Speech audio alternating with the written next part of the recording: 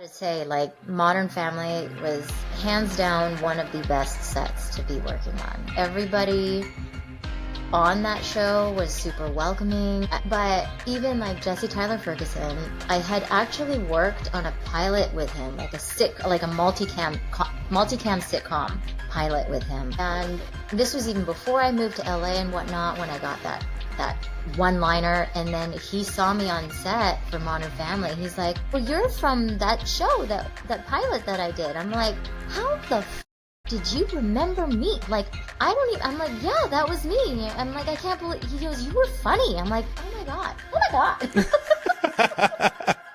God. He's not wrong.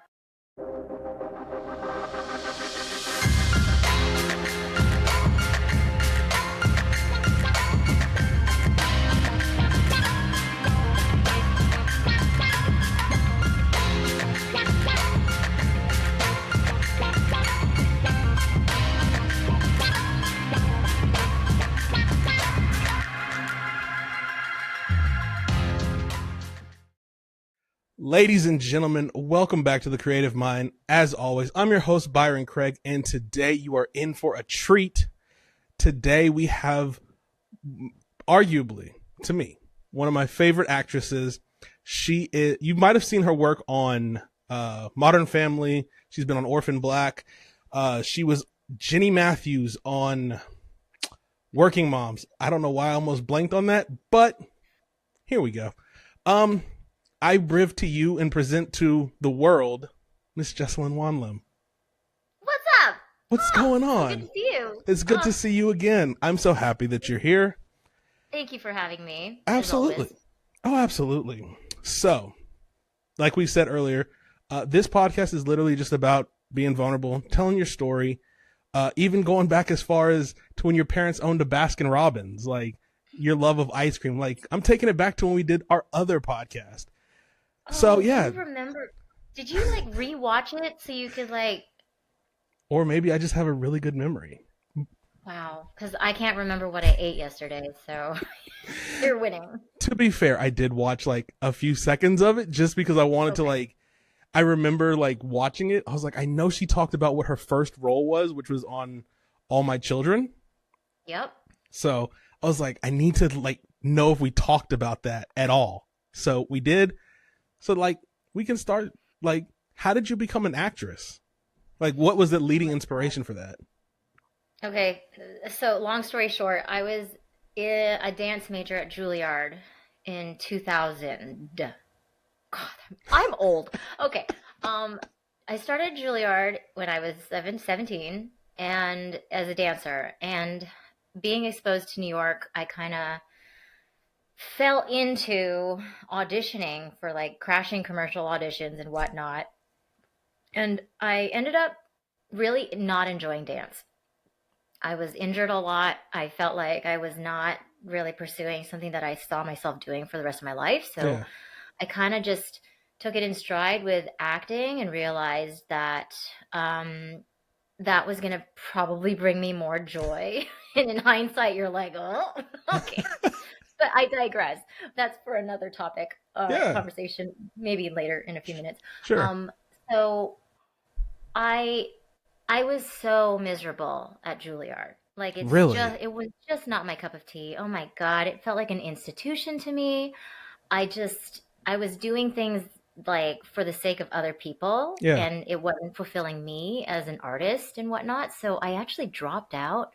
And this might be like really heavy, but I was clinically depressed. Really? To the point where like I ended up taking the most dramatic route and leaving Juilliard in the saddest fashion, but I don't want to get into that specifically, but like it just made me realize that I needed to embark on something that was going to fulfill me, and I wanted to explore acting. And so my parents said, you know what, if you're gonna quit Juilliard, then if you want to stay in New York, then you have to get your degree while you're pursuing this other thing. So I ended up enrolling in like a city college in New York just to stay there, going to school like at 6 a.m. and 7 p.m. at night, and then auditioning in the middle of that. And so kind of fell into it, started taking acting classes after the fact that I booked all my children. So Really? yeah, it just kind of like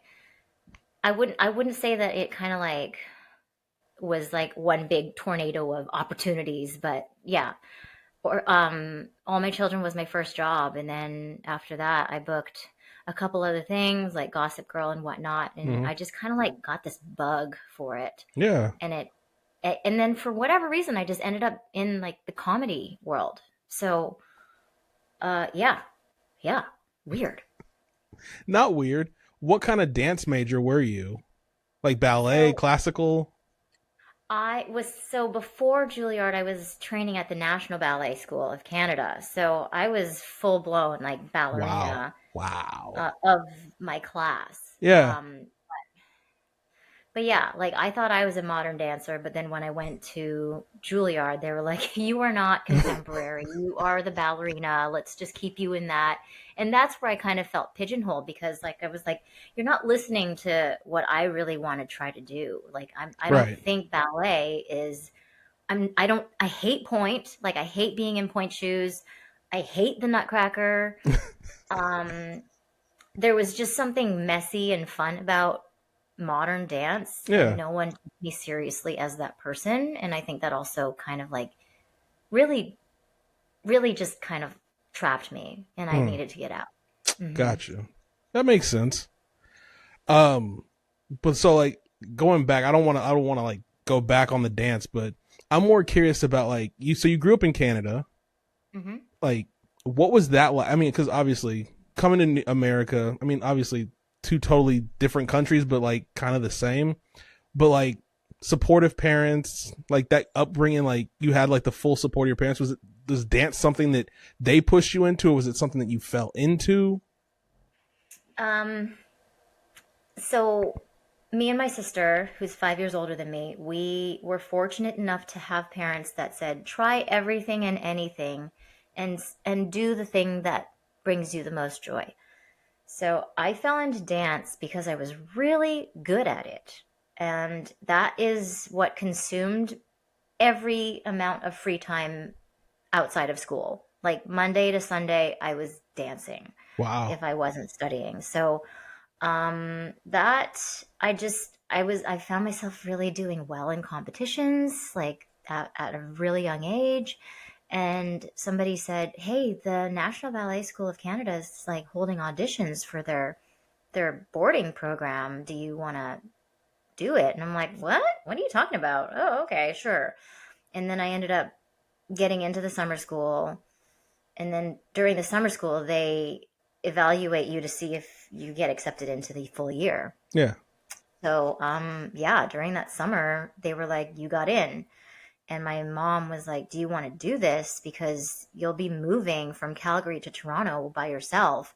But the timing of it was that my sister actually got into university that same year, and she Okay. got into London, Ontario, which is 2 hours north of Toronto. Hmm. So it ended up kind of working out that both of us moved to Ontario like the same year. So we weren't quote unquote by ourselves, but yeah, that's just kind of how it fell into that. Like, not for nothing. Like, I love Calgary, but did I ever see myself like fully being there, living there full time and whatnot? I mean, maybe in this political era, it might seem a little bit more appealing to me personally, but Yeah. yeah, I just any opportunity to kind of like explore anything outside of Canada, outside of Calgary was a huge deal. And then getting into New York, Juilliard, like, Oh yeah.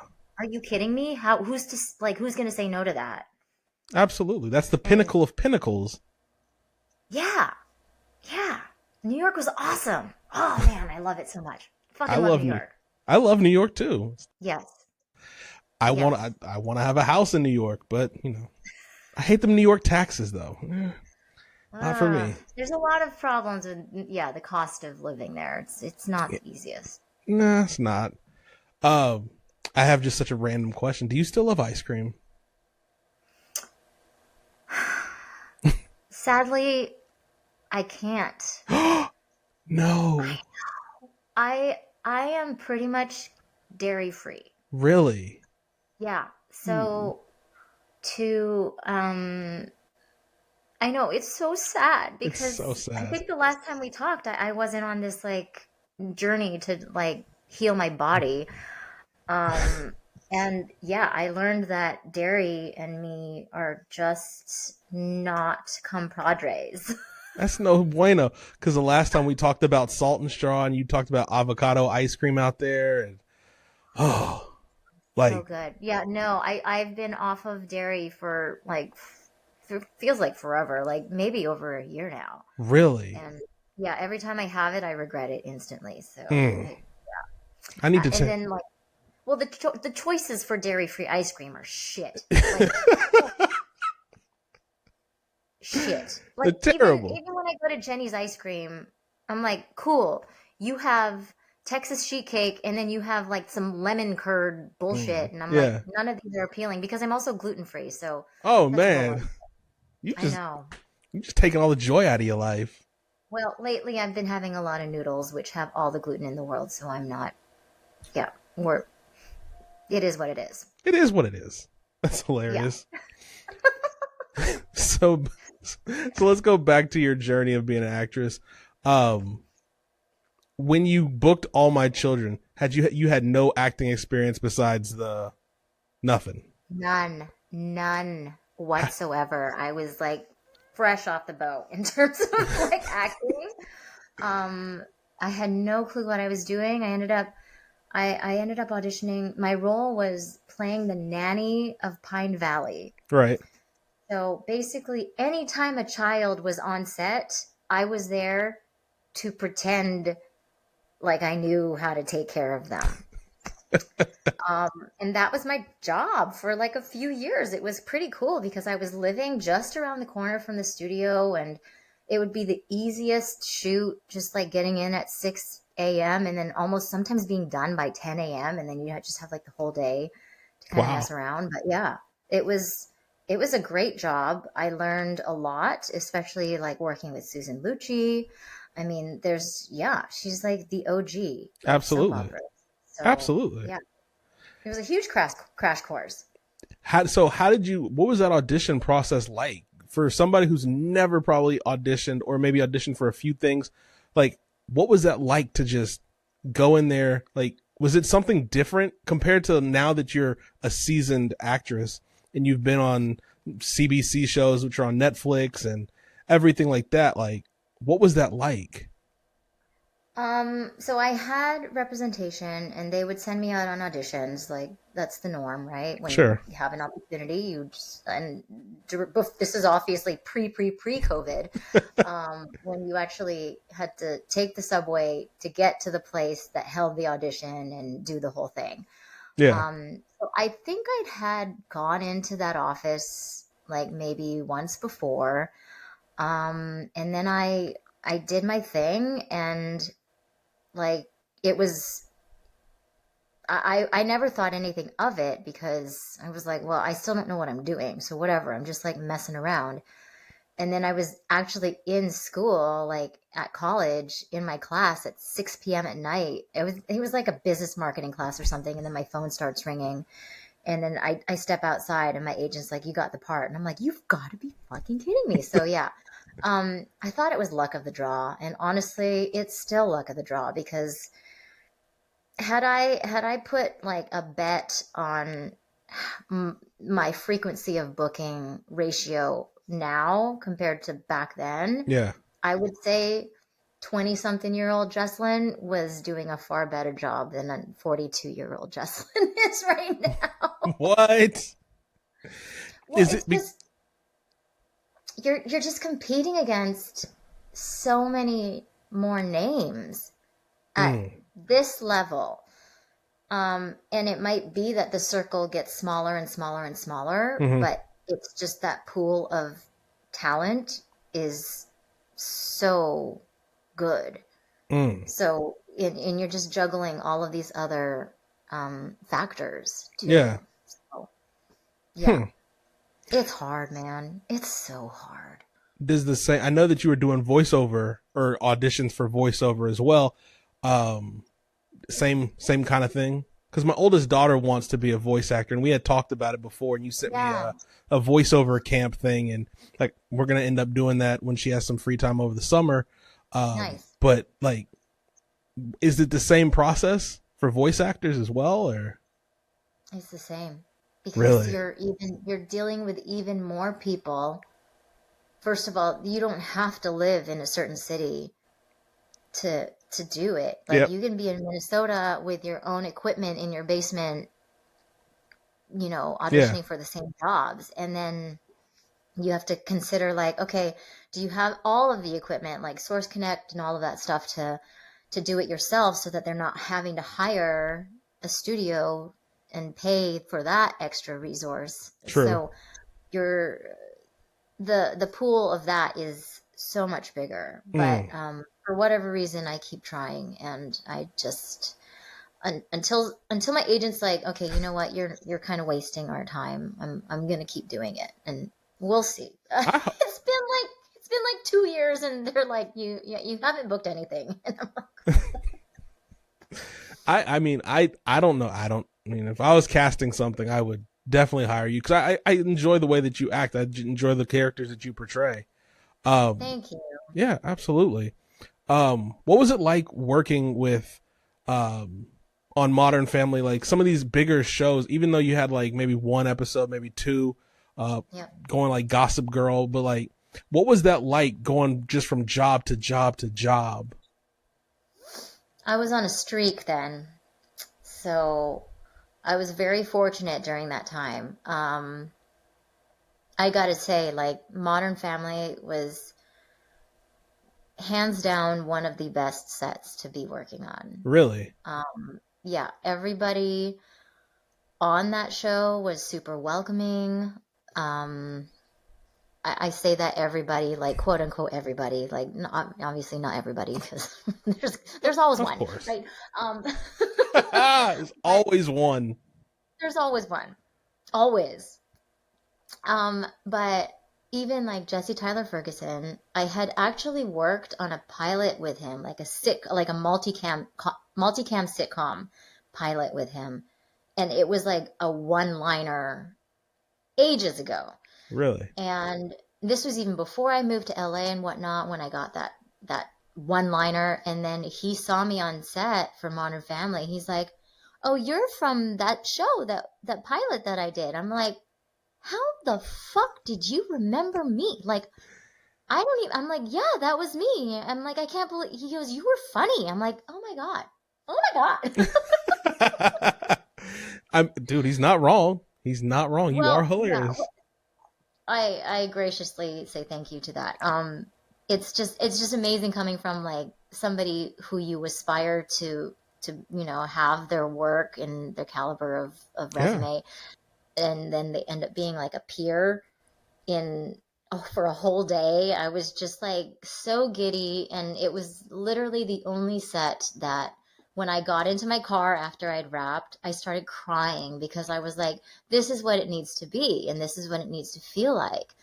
And that is not always the feeling after working sometimes. So Really? for that to happen is just such a rare occurrence.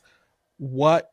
Why? What's the reasoning? Like, is it like the people? Is it the producers, directors, like Yeah, castmates? everybody from the crew to the cast, like those six, wait, how many people is it? Six people? Hmm. Like Eric Stone Street. Oh my God. Like just they were just so welcoming and so embracing of all of the Yeah. supporting actors that you don't get that. Like I never get that That's not a feeling common from, thing. oh my God, no. No. No. That's so rare. Like, Really? I mean, I got fired from Big Bang Theory. That was my first gig ever that I booked in LA, and I got fired like hardcore. I was like, what the fuck did I just do? What? Um, yeah, that was, oh man, that was that's still like that one job that I was like, what the hell? And then it kind of like really tarnished my relationship with the casting office. And yeah, Really? yeah. What was that? I mean, if it's okay, what was that story like? Why'd you get fired from Big Bang Theory, the biggest show on the planet, like for like 10 years? Okay, so this is a Chuck Lorre show, right? Yep. The big man who's like the king of sitcom world. Mm-hmm. Um, I had my first audition with casting, who I had known. They'd brought me in a couple times for other jobs, and then I had a callback. So callback was producers, the whole shebang, Mm-hmm. but Chuck Lorre wasn't there. Okay. And then just keep in mind that this is my first kind of foray into LA. Like Okay. I had not. I'm literally 3 weeks into living there, and they call me in for a second callback. And then they say after your callback, they like, okay, just wait in the hallway. We're going to actually make our decision immediately after this session. So after your audition, you wait, and it was all these producers, and they come out and they're like, thank you so much. Like, you got the job. And I was like, holy shit, are you kidding me? Thank you so much. I'm so excited. Thank you, thank you, thank you. I can't wait, blah, blah, blah. Super excited. And no one, I had not even been in an acting class in Mm-hmm. the studio in LA to learn the ropes of how to conduct yourself and present yourself during the whole process. So when I got to the table read, which was the first day of rehearsal, because I do the table read before actually getting it on your feet, I dressed up in a hoodie and like jeans. And this character was kind of like a little bit, not fancier, but she was, I don't want to say sluttier, but just like a little bit more skin. Yeah. So when I had gone to the table read, after that, they sent me up to my dressing room. Oh my God, this is a long story. They sent me up to my dressing room, and then all of a sudden I was just sitting there forever. And there was no like rehearsing going on and whatnot. And then some poor PA comes up to my room and he's like, okay, you're done for the day. What? And I'm like, okay. So then I call I'm like leaving I'm leaving Warner Brothers, and I Right. call my agent and I'm like, what just happened? And they're like, they just called and you've been released from the job. And I'm like, are you kidding me? Holy shit. And lo and behold, the person who ended up getting the job was like this 5'9" blonde. And I'm like, all of this could have honestly been avoided had Mr. Chuck Lorre been in the room. And if he hears this podcast, then he should have just been in the goddamn room. He really wasted some fucking time. But yeah, like it was just one of those, oh my God, like how do I didn't know that you could be fired after a table read. For some clothing? Was it for clothing choices or? I mean, it could have been the color of my skin. Like, it could have just been like, okay, well, other producers Mm-hmm. saw a vision for this character, and he probably just saw something completely different. Mm. But then, how that affected my relationship with one specific huge casting office. Wow. It was like, all of a sudden, I was like the worst. Like, I was blacklisted. Really? I was blacklisted from that office. Every time they did bring me in, they didn't give me the time of day, and I'm like, then why the fuck are you guys bringing me back in? Right. And now, and oddly enough, 2 weeks ago, they brought me back in for something else, for another Oh, gig. snap. So, and this was like years ago that this happened. Yeah. And I'm like, even my reps, I'm like, don't even bother pitching me for this office because it's just a waste of time. They hate me, they hate me, they hate me, and whatnot. And then all of a sudden, now I'm 42 and they're bringing me back in, and I'm like, what the fuck?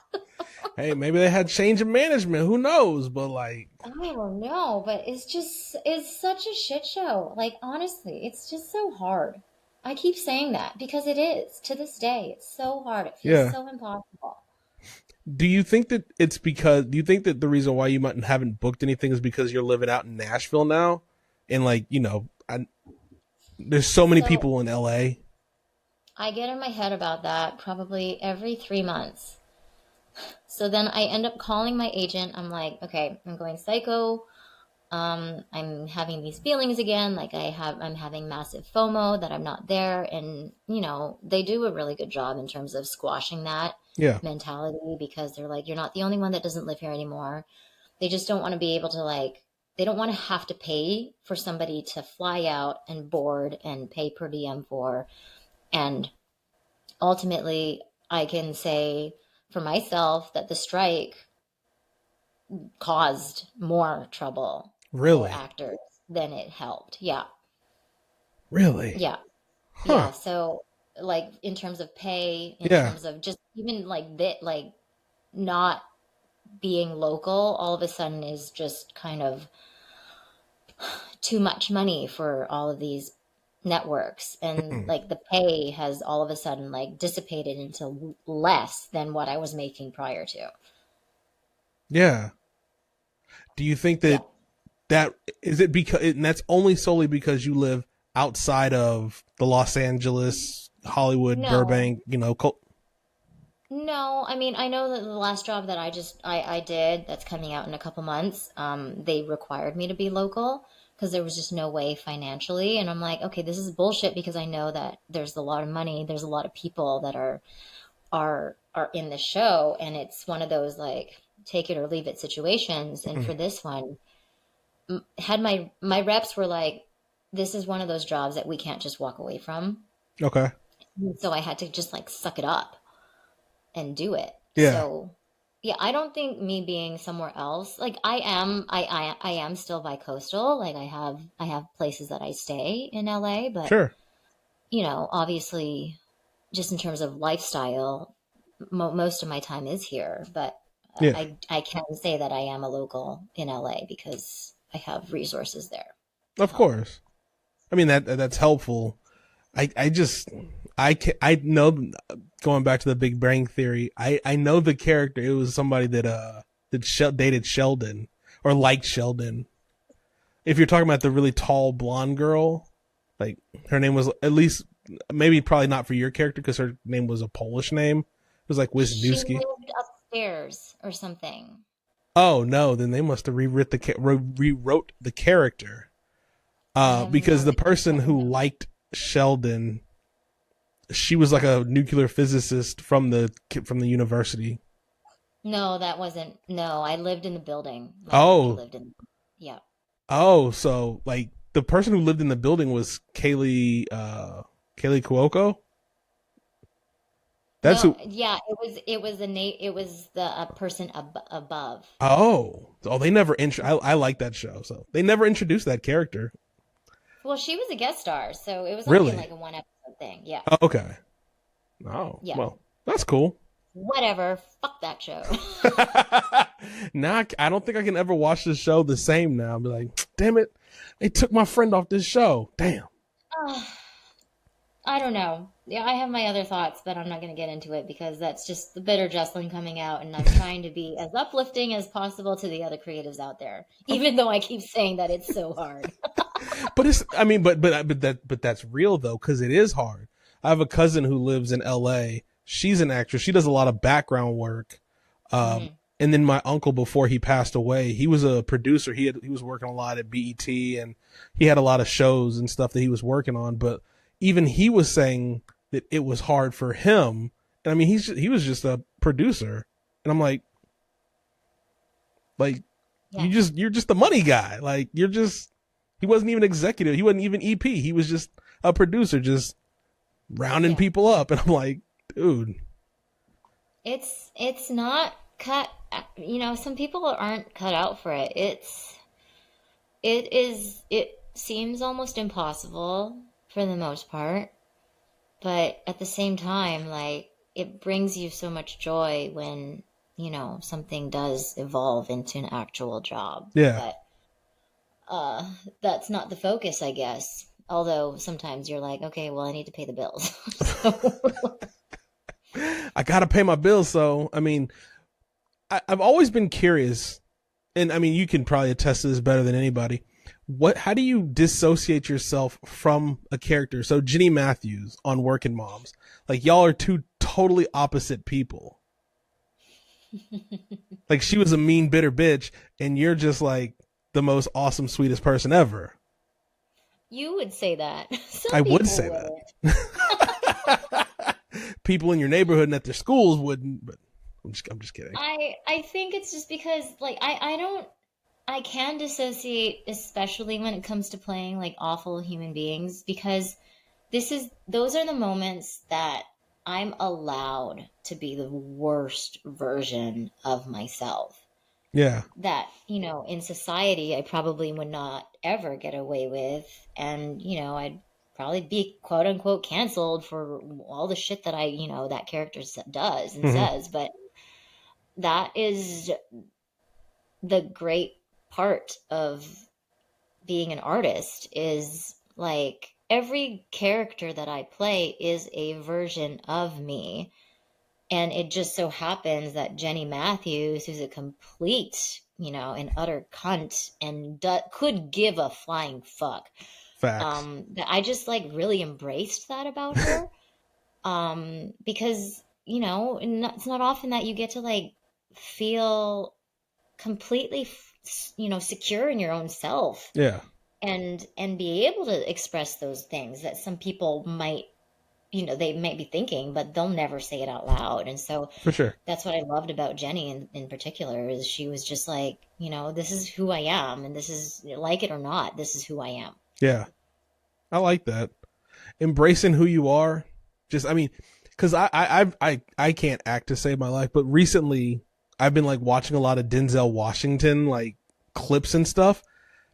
There's something about him. I've never met him. Would love to meet him, but like there's something about him. This the way that he acts and the way that he carries himself. It's like kind of like what you were saying. You can see a version of himself. He like lets himself be the deepest, darkest parts of himself. Totally. But also, you're like, but you at the end of the day, while he's in that role, you're like, oh, that's just Denzel. Like, that's so. I can't act to save my life. I think that I could act, but I probably couldn't. I mean, I skim the surface on acting compared to some of these other people. Like, I don't know, did you watch The Penguin? I haven't. I've watched one episode. It's what I'm watching now. I am still to this day trying to find Colin inside of that. Yeah, all the prosthetics and everything. Can't find him for the life of me. And I'm like, okay, that I know I can't do. And I just stay in my lane. Like, you know how, like, I don't know, Jason Statham is like, I just stick to what I'm good at because I know I'm not good at other things. Like, I stick to what I'm good at. And hopefully people just embrace that about me. Like, I'm not going to, like, completely transform myself because nor do I have the capabilities of really feeling comfortable doing that. Sure. Yeah. Anyway. Would you ever like shift? I know you said that you would stick to what you know. Would you ever shift to like dramas or like even like a movie role where it's like something more not comedy based? I would do anything right now. I just want to work, damn it. I mean, let's be real. Like, work is work is work. Like, work. I really could care less. Like, I mean, even like, take for instance, like when I was in my, late 20s acting and whatnot, a lot of the roles I went in for, sadly, like happy ending girls. Honestly, like those, really? that's the character that I would audition for. And, some people take that as an offense, right? But I like leaned into it because I'm like, this is something I know. Like, not that I know. Like, I know what people expect of that, right? So to be able to be somebody that you would never be in real life, like that was just really fun. So to say like, okay, would you do drama and would you do a film? Like, I would literally do anything right now just so I can fulfill this art in Yeah. me that I want to like be able to give and share with the world. So yeah, it's not off the table. I'm just like Yeah. waiting for the fucking phone to ring. Would you say, I mean, this may be a weird question to ask, but do you feel unfulfilled when you're not pursuing that art? Okay, so this is my personal struggle. Like this is the reason why I've held on to real estate. Um, and for those of who don't know, like I have been doing real estate since 2017, and this was like in conjunction with actually starting Workin Moms because not knowing if that was going to even succeed, so I just continued on with real estate. So now I've gotten more into like building houses, like I'm in the development world. So Wow. Okay. then there's a creative aspect of that. So I'm getting more into the interior design of everything. So I am able to create in other industries. Yeah. I wouldn't say it like fills my cup completely because a lot of times, art is one of those things that you just want to do for yourself. But in this case, for real estate, you're kind of like sharing your art, hoping that somebody else will buy it. You know what I Yeah. mean? So Of course.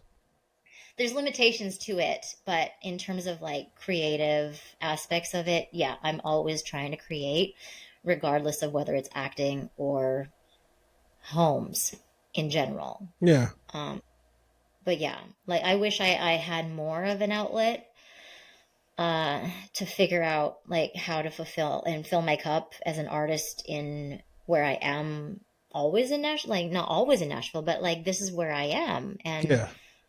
with a kid, it's also hard to like even do anything locally, Okay. um, in my opinion, just because I just I don't know if I have the time or maybe I just don't give the time I should Right.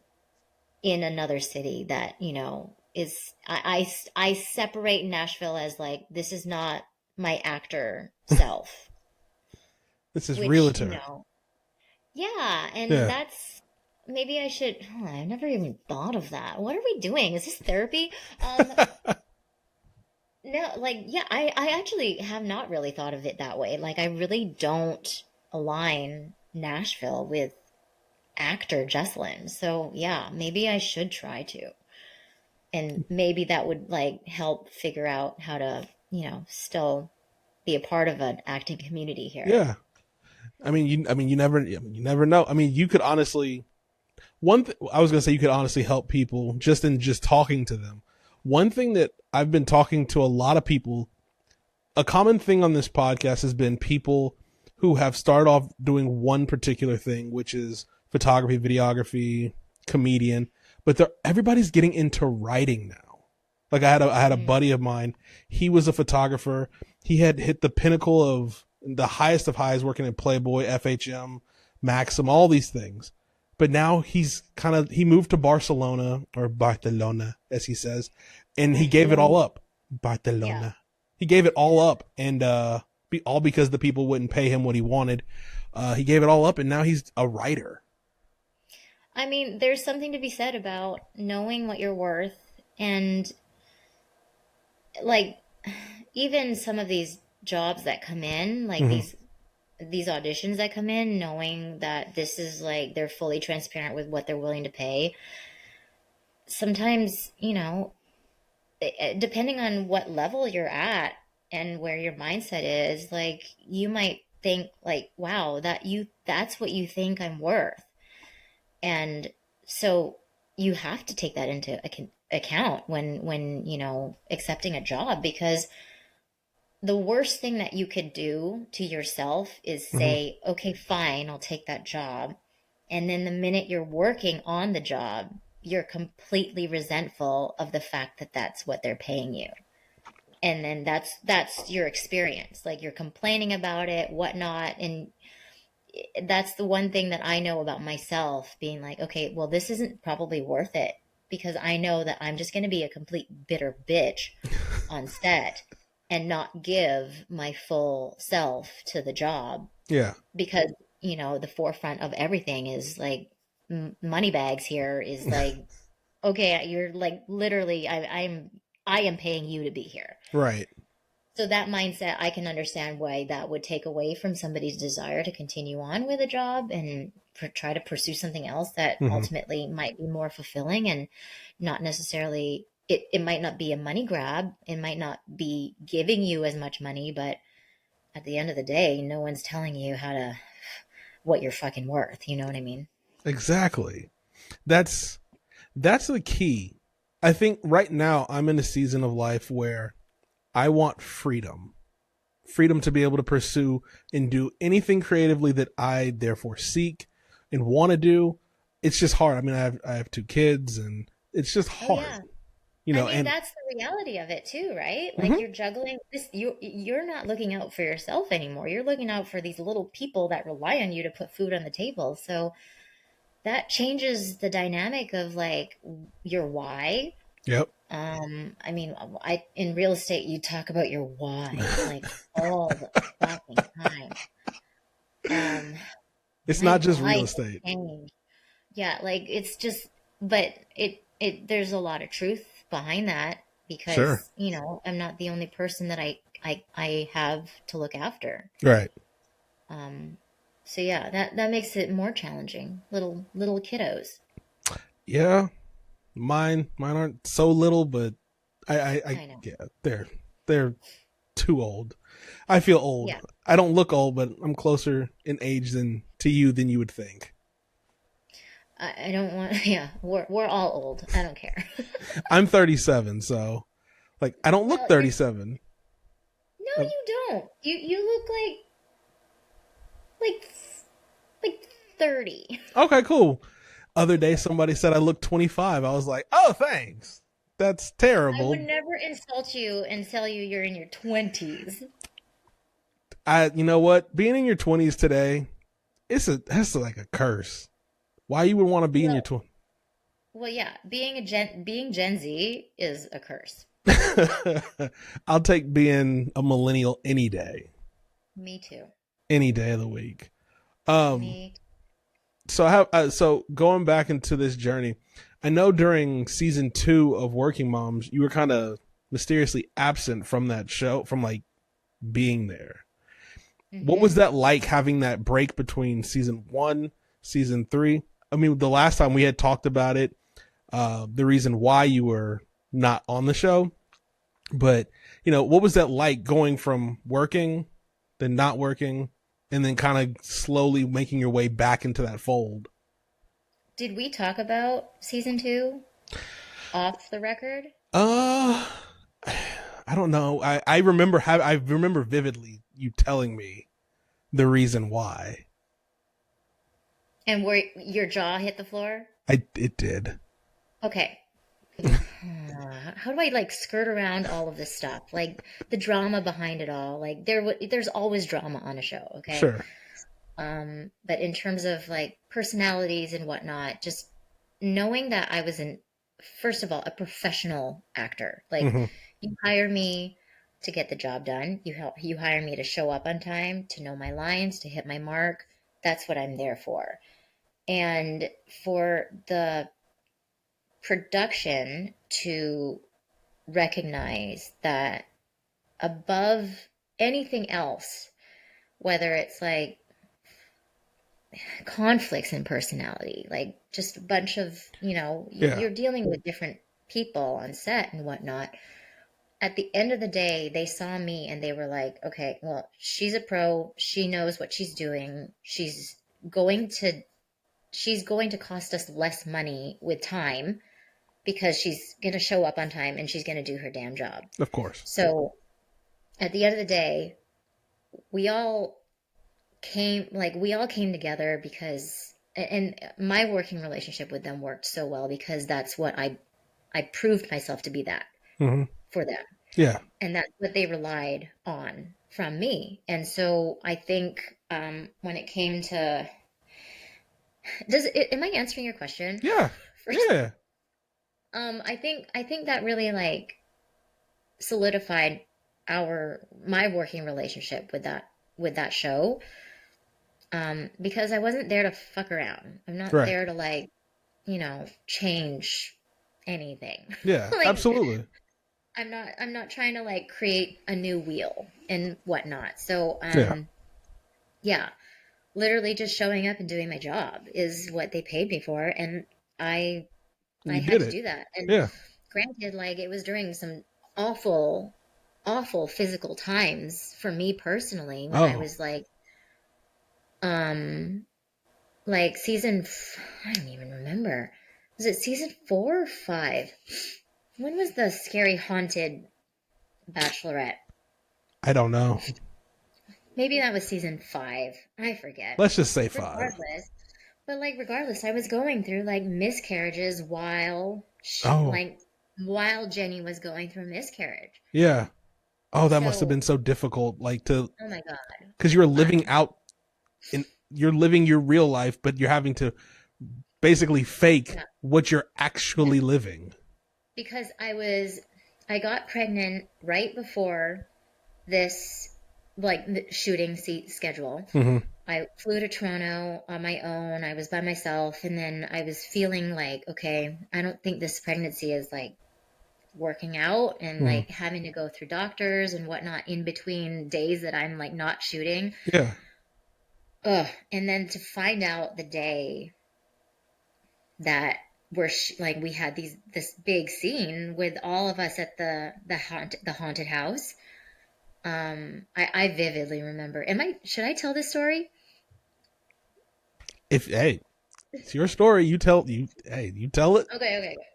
I'm telling because I'm very transparent about miscarriage awareness. Anyway, so I find out, and I'm just like kind of like ghost white in the face, like not talking to any of the women, not talking to like crew, and I'm just kind of like in my own world bubble. And Catherine notices it, and I'm like, oh God, this isn't gonna be good, because like I was visibly like just I didn't want to be there. Yeah.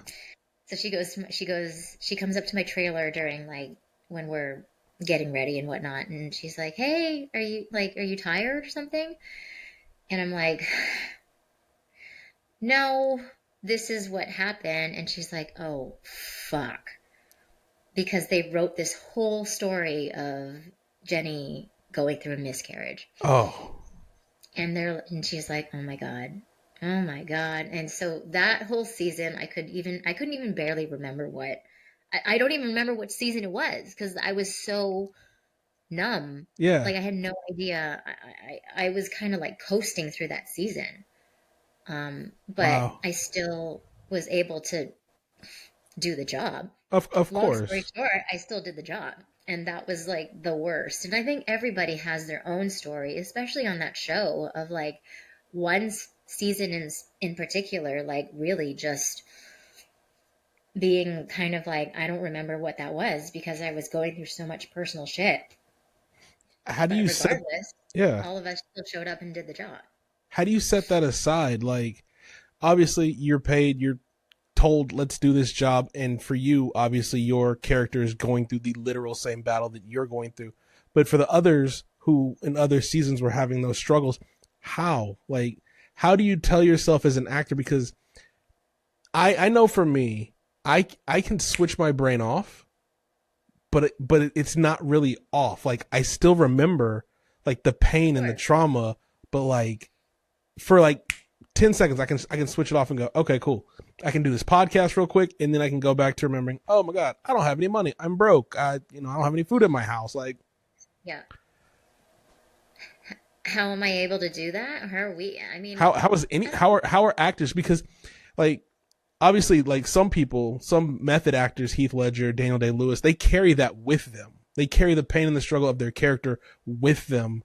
And I don't know if you're a method actor like that, but no, for those no.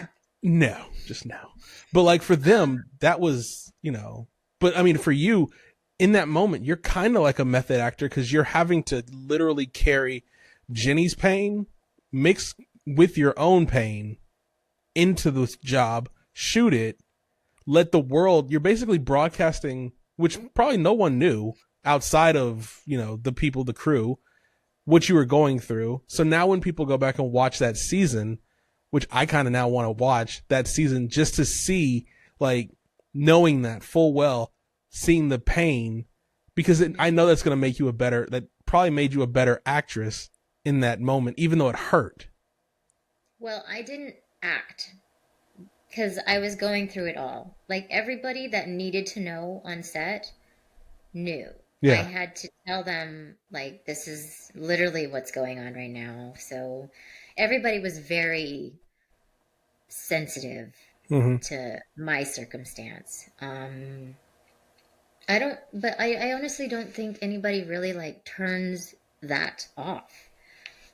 Like your shit that you're going through is always going to be, you can't shut that off no Yeah. matter how hard you try. I mean, if anything, sometimes I use it if it benefits the character and the Sure. scene, sometimes, because of my emotional state, it might have been easier to be breaking down and whatnot and having all of those feels. But Mm-hmm. like, I don't know, like it's just, I think every artist that's like an individual process.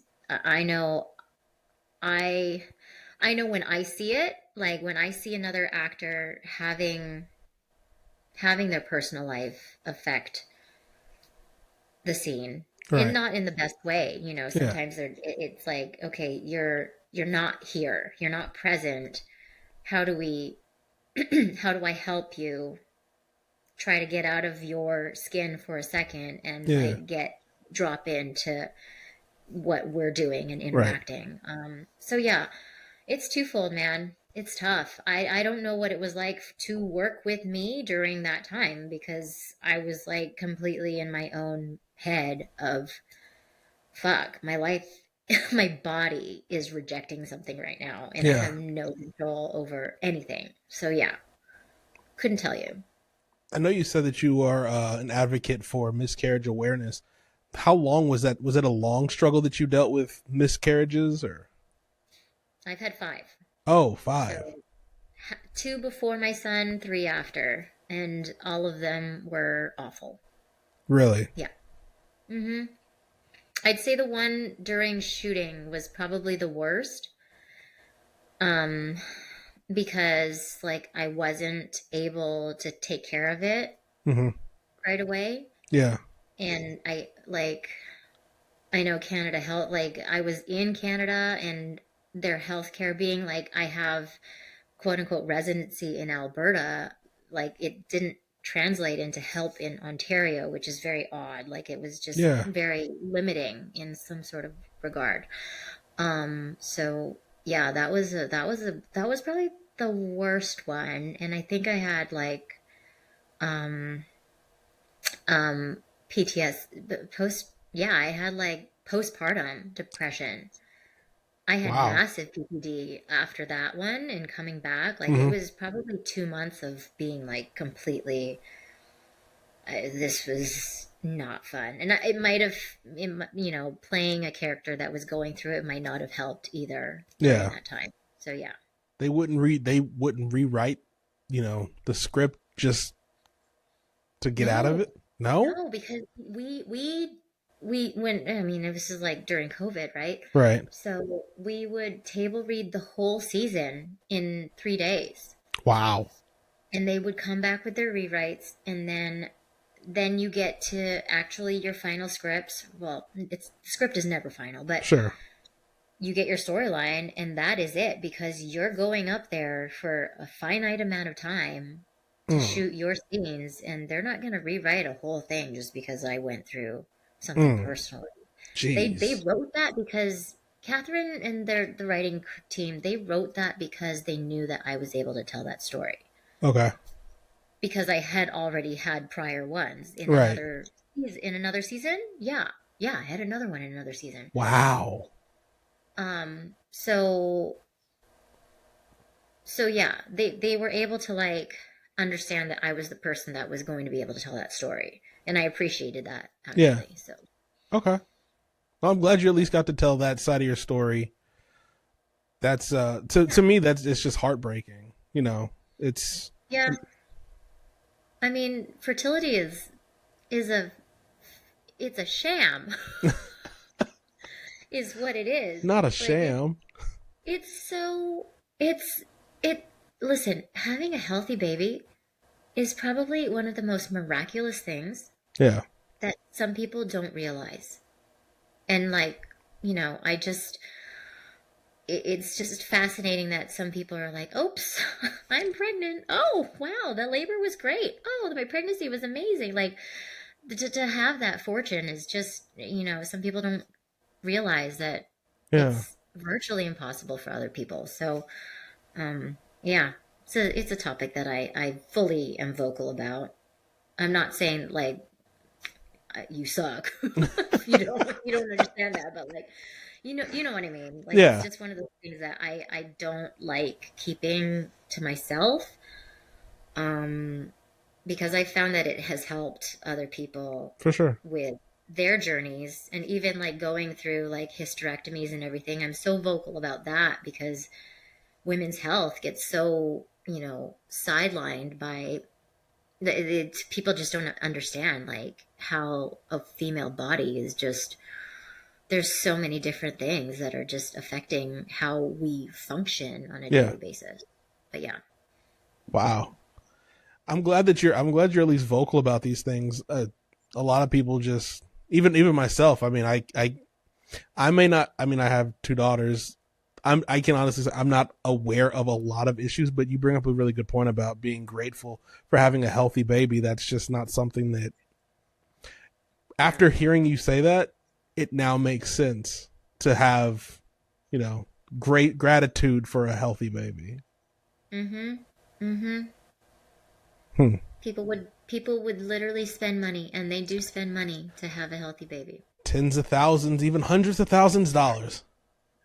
Like rounds and rounds of IVF. Yeah. It's mind-boggling, and some people's bodies just reject it completely. And the amount of hormones, like I was talking to a friend today about it. I'm like, oh my God, you're like injecting yourself with stuff just to conceive. Like that's so crazy that, Yeah. you have one person that's able to just do it like that, and then Hmm. another person that's like, I can't.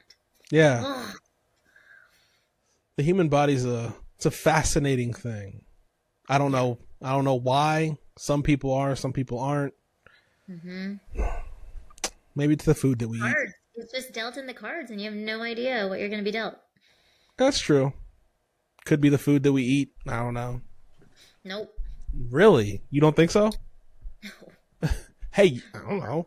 Hey, if you eat a bunch of My lack of maybe I must have like eaten too much ice cream for my egg reserve to dissipate to zero. Like no, those two things do no. not coincide.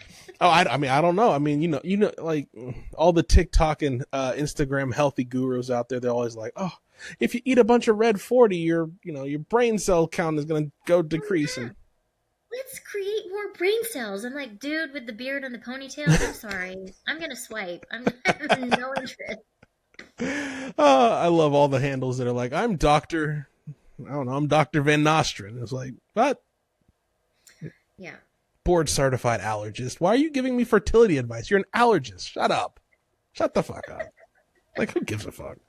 I'm watching a bunch of like the chiropractors.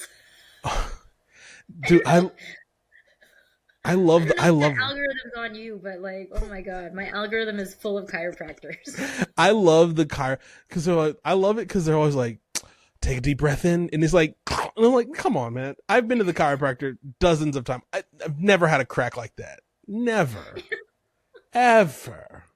I don't know what y'all are doing out there, but OC Doc, I know. I think you be faking your stuff, OC Doc. I don't know, but I love where they place like the mic intentionally near the spine or the neck, and you're Yeah, like, God, come on. those are great. Then sometimes the ones where they fart, and I'm like, come on, seriously? Ain't nobody No. farting. Stop. Ain't nobody. No. I can control my sphincter. Come on, seriously. Just stop. But can you? Yes, I Can you? can. Let's test that out. Test away. Please test away. Like, because I'd be so embarrassed. Like, someone's like cracking my spine. I'm just like, oopsies, I just let some gas go. My bad. It's not a. Come on, it's not a thing. It's only for the views, because Of course. It's always for the views. That's the most pathetic part and desperate part of social media, right? everything's for views now. Nothing's real. This is real. This conversation's real. 100%.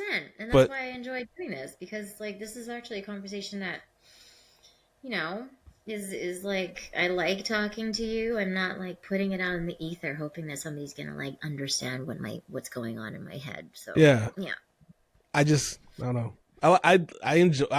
For after we did our podcast the last time, it was 4 years till I started this one. 4 years, because in Texas we had a really big, massive snowstorm. My computer shorted out, and I just lost it. I lost the desire because I do everything. I don't have a Yeah. team. It's just me. So I lost that desire when I had to buy a new computer and had to just restart. I was like, So then how did you find the desire to restart and do a whole like other a whole different content? topic. Yeah. So, so I can tell you more about it afterwards, but it goes in hand with a company that I started. Company's called Big Break, and this podcast in my head was meant to be was meant to go after Big Break launches and it becomes this really big thing, because then I was going to be able to interview any sort of creative that I wanted to and just go, hey, you're on this platform. I want to talk to you. I want to hear about your story. Tell me about you, how you learned. Basically the same thing we talked about here. But that hasn't launched yet. And then God just told me, he's just like, I really truly felt like a really big urge and from the Holy Spirit to say, hey, start it anyway. Pick your friends, talk to your friends. If you can go reach other people, reach out to them. If they can do it, cool. But just start doing something. I was like, you know what? Yeah. I'm just going to start. There's no benefit to waiting and seeing and it being in your head as Yeah, opposed to being proactive. That's it. Getting something done is better than something that's perfect, in my opinion. But of like, course. yeah. But you know, I wish I could listen to some of my advice sometimes because, yeah. That's why, but maybe, like, I mean, you can always go back and listen to it. That's the thing with this, like, because you're putting out your vulnerability into the ether for everybody to listen to. Someone who's an actress who's literally struggling and on the brink of teetering and giving up, she'll hear this, or he will hear this, and then go, you know what? She hasn't worked in 2 years, but she's still every day trying. Her reps are giving her auditions, and she's giving it her all. Come hell or high water, she's doing it. She's doing the damn thing. And you know what? I think I can continue on too. I mean, obviously you Yeah. have something else going on. You have, real estate, and now you're But that's developing a homes. shit show too, man. That's a shit show right now. It's Really? not easy. Yeah, it's hard. I'm beating my head against the wall right now. For what it's worth, like I'm gonna be fully transparent with you. I'm not making any money right now. Like it is so stressful. We've Yeah. got some investment properties, and then we've got the houses that we're investing in, and whatnot. Right.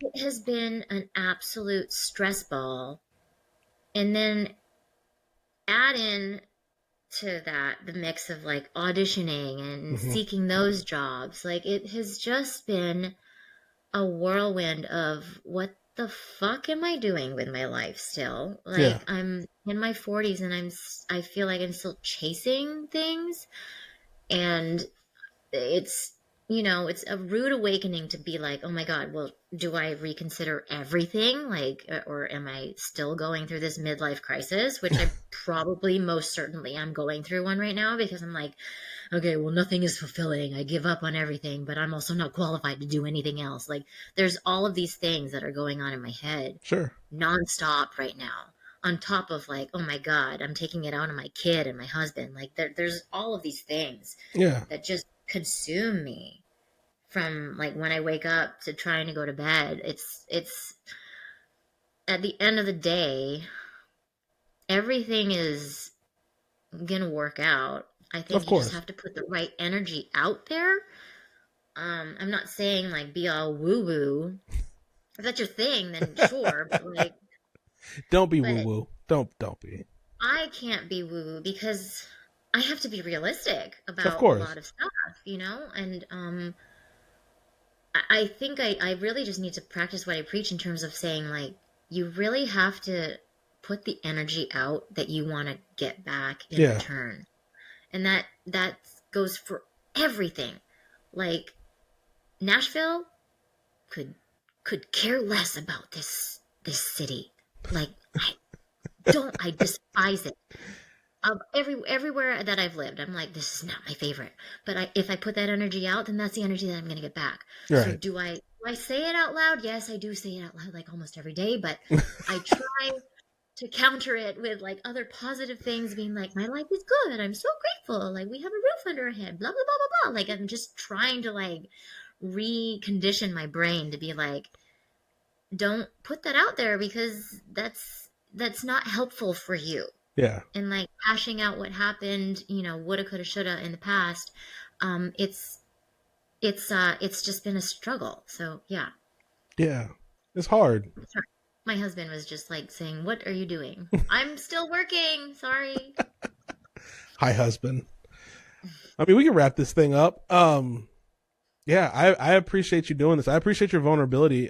Even in these last few moments, just really, truly, and just being transparent about your No, disdain of for Nashville. course. I mean, I'm in it. I'm always going to be creative, regardless of how much somebody says, you know what, just get a 9 to 5 job and don't deal with it. Like, Don't just do have a that. salary. And Don't do that. like, I am not conditioned for that lifestyle, nor am I educated or qualified to do anything else. Oh my God. Like, the choices I chose are just what they are. And Yeah. I'm trying to like, figure out how to navigate.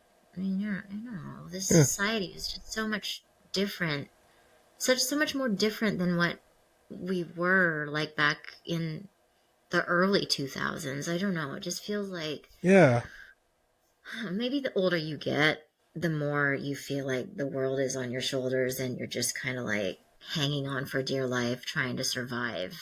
I And just, I think that's just the way the world is now. Because compared to, I'm going to say 2 years ago, the world feels so much more heavy now than even 2 years ago. And it's not like anything's really, I mean, besides a president change, nothing's, besides, and the majority of the people that I'm gonna stop. we know how we know, yeah. We could talk about that. No, but it has changed significantly in that, like, also, like, it's just not feasible to sustain an artist lifestyle. Let's be real. Like, Yeah. it's not this economy, Hmm. at least this country alone, is not equipped to support artists. Yeah. In and the weird thing is that all the artists are the ones that are entertaining all the people that won't pay for the art. That You is know, true.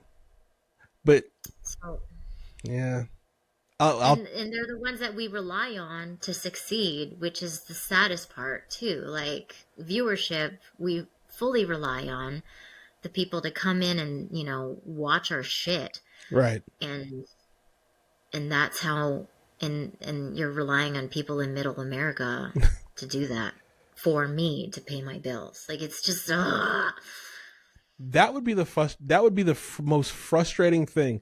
You live and die by numbers that you have no control over, regardless on how great your acting ability is and all that. You live and die by somebody in Des Moines, Iowa. Love you, Des Moines. Somebody in Des Moines, Iowa, tuning into your show and just saying, yeah. I like this. And Needleson, but that's a whole other thing. I know. It's so hard. Like, oh my God, how many versions of CSI are going to be on TV? And like, and it's just a very interesting like what I would give to have one of those jobs because Oh it's yeah. just I'm not saying that the actors phone it in, but there is a level of comfort for those people Yep. that no other person in this world will even understand, like how lucky that job Yep. has been for some people. Season 27 of NCIS coming this fall. And like Grey's Anatomy, like it's been on for 20 what years? Yeah. How many seasons? Like that's It makes no hey. And it's still going and people still watch it and you're Yep. like, "Oh my god." Shout out to Shonda Rhimes. Like, you write some amazing stuff, but dude, yeah. how crazy can a medical hospital be? How much crime is there in NCIS world? I know. Ellen Pompeo is just like swimming in money. It's amazing. It's amazing. If only we can get Jessalyn Wanlim one of these roles. Come on, good people. Come on, creative directors. It's up to the universe. I keep doing my work. I keep showing up, but that's all I can really control. Yeah. I can't control what somebody else wants me to do or not want me to do. All I know is what I'm capable of doing, and I think I just need to really focus on that. I think every artist should, in terms of like pleasing other people, because you're never going to be pleased. No one's ever going to be pleased. Ugh. Yeah. Everybody sucks. At my church, my pastor, every time we leave, he always says, if you keep showing up, you keep growing up. There you go. Yeah, that's it. If you keep showing up, you keep growing up. That's it. Yeah, exactly. Because one day you're going to grow and then you'll just be a monster actress taking over the world. There's nothing no one can do. Like you can't put that out there being like I can't do what I want to do or whatnot, because again, that energy feeds off of that, and you're slowly just manifesting whatever bitterness is going to you. Exactly. Yeah. And I still have to remind myself of that every day. It's not an easy thing. Yeah. The mouth, like it's crazy to think, but the things that you say are so powerful that they can come true. Mm-hmm. Life and death in the tongue. Yep. Go figure. Go figure, man. All right, let's wrap this thing up. Okay. Where can the people follow you? I know you have TikTok, Instagram. Like, where can they go out and support you? Just go ahead and just plug yourself.